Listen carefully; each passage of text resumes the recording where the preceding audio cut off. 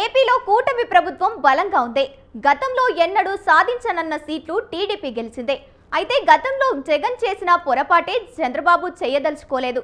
గతంలో జగన్ తన ఎమ్మెల్యే ఏం చేస్తున్నారో పెద్దగా పట్టించుకునేవారే కాదు. కానీ ఇప్పుడు టీడీపీ మాత్రం తమ ఎమ్మెల్యేలపై నిఘా పెట్టారట. ఇంతకు ఎందుకు ఎమ్మెల్యేలపై నిఘా పెట్టారు? Let's watch the story.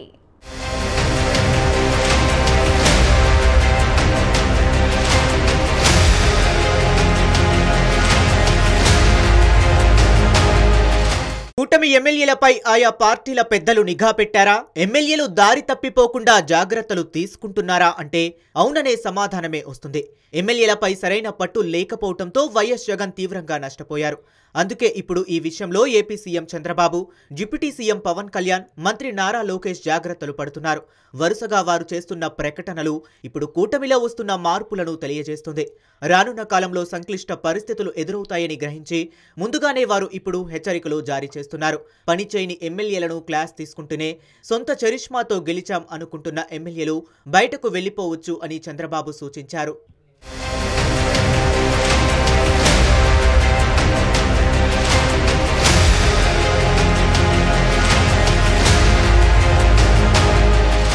తొలిసారి ఎన్నికైన ఎమ్మెల్యేలు చాలా మంది వ్యవహార శైలి బాగోలేదని, అటువంటి వారు పనితీరు మార్చుకోవాలని లోకేష్ హెచ్చరించారు. ప్రజలు ఎంతో నమ్మకంతో అవకాశం ఇస్తే వారి నమ్మకాన్ని వమ్ము చేయకూడదని పవన్ కళ్యాణ్ గట్టిగానే ఎమ్మెల్యేలకు హెచ్చరికలు జారీ చేశారు. తద్వారా మున్ముందు గట్టి మార్పులే ఉంటాయని సంకేతాలు పంపారు. చంద్రబాబుతో పాటు పవన్ రెక్కల కష్టంపై కూటమి అధికారంలోకి వచ్చింది. వైఎస్ఆర్ కాంగ్రెస్ పార్టీపై వ్యతిరేకతకి తోడు అధికారంలోకి రావటానికి క్షేత్రస్థాయిలో వీళ్ళు చాలా కష్టపడ్డారు. నారా లోకేష్ అయితే సుదీర్ఘ పాదయాత్ర చేసి పార్టీ శ్రేణులు డీలా పడకుండా వ్యవహరించారు. ఇలాంటి పరిస్థితులను అధిగమించి అధికారంలోకి వచ్చిన తరువాత ఎమ్మెల్యేల పనితీరుతో చెడ్డపేరు వస్తుందని నేరుగా గ్రహించారు. ముఖ్యంగా టీడీపీలో పరిస్థితి చేయి దాటుతుందన్న అనుమానాలు అధిష్టానానికి ఉన్నాయి. 1995లో పార్టీ బాధ్యతలు తీసుకున్న చంద్రబాబు చాలా మంది తటస్థులను సైతం రాజకీయాల్లోకి తీసుకువచ్చి అవకాశాలు కల్పించారు. దాని ద్వారా ఆయనకు రాజకీయ ప్రయోజనం దక్కిందే కానీ ఇలాంటి ఇబ్బందులు ఎదురుకాలేదు. కూటమి ప్రభంజనంలో వైసీపీ బలమైన నియోజకవర్గాలను సైతం చాలా మంది అలవోకగా గెలవగలిగారు. అయితే అటువంటి ఎమ్మెల్యేలు తమ సొంత చరిష్మాతో గెలిచామని భావిస్తున్నారు. వారితోనే ఇప్పుడు ఇబ్బందికర పరిస్థితులు తలెత్తుతున్నాయి. టీడీపీ ఎమ్మెల్యేల పనితీరు ప్రభావం కూటమిపై పడుతుందని చంద్రబాబు కలవరపడుతున్నారు.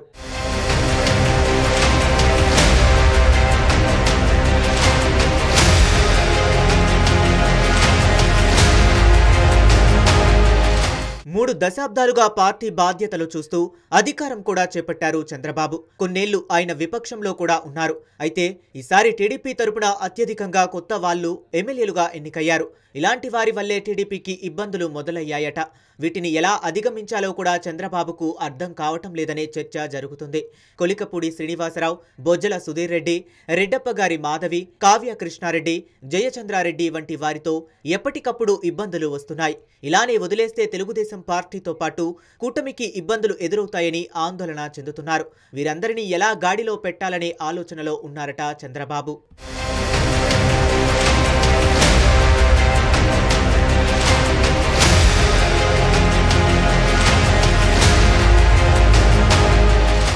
వివాదాస్పద ఎమ్మెల్యేల చుట్టూ ఇప్పుడు టీడీపీ అనుకూల మీడియా వాచ్ పెరిగిందట. అంతేకాకుండా ప్రభుత్వ నిఘా వర్గాలు కూడా ఎప్పటికప్పుడు గమనిస్తున్నాయని తెలిసింది.